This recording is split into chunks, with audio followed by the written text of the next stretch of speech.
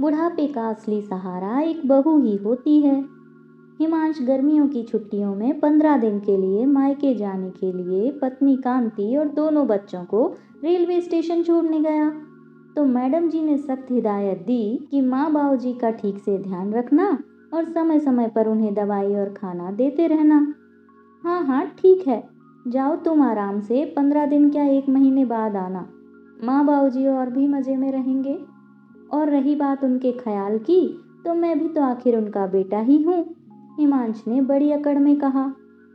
कांति मुस्कुराते हुए ट्रेन में बैठ गई। कुछ देर में ही ट्रेन चल दी।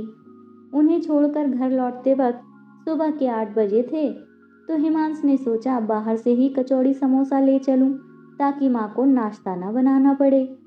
घर पहुंचा तो माँ ने कहा, तुझे नहीं पता क्या, हमने तला गला खाना पिछले 8 महीनों से बंद कर दिया है। वैसे तुझे पता भी कैसे होगा, तू कौन सा घर में रहता है। आखिरकार दोनों ने फिर दूध ब्रेड का ही नाश्ता कर लिया। नाश्ते के बाद हिमांश ने दवाई का डब्बा उनके सामने रख दिया और दवा लेने को कहा।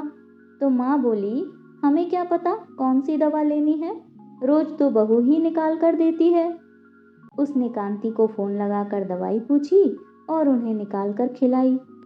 इसी तरह कांति के जाने के बाद हिमांश को उसे अनगिनत बार फोन लगाना पड़ा। कौन सी चीज़ कहाँ रखी है, माँ बाबूजी को क्या पसंद है क्या नहीं, कब कौन सी दवाई देनी है। रोज माँ बाबूजी को बहू बच्चों से दिन में 2 या 3 बार बात करवाना। गिन गिन कर दिन काट रहे थे दोनों। सच कहूँ तो माँ बाबूजी के चेहरे मुरझा गए थे, जैसे उनके बुढ़ापे की लाठी किसी ने छीन ली हो। बात बात पर झुंझलाना और चिड़चिड़ापन बढ़ गया था। हिमांश खुद अपने आप को बेबस महसूस करने लगा था। उससे उन दोनों का अकेलापन देखा नहीं जा रहा था। आखिरकार अपनी सारी अकड़ और बेटा होने के अहम को ताक पर रखकर 1 सप्ताह बाद ही उसे कांति को फोन करके बुलाना पड़ा।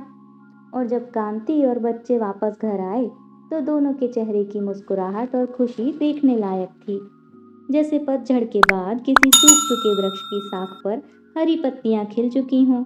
और ऐसा हो भी क्यों नहीं, आखिर उनके परिवार को अपने कर्मों से रोशन करने वाली उनकी कांति जो आ गई थी।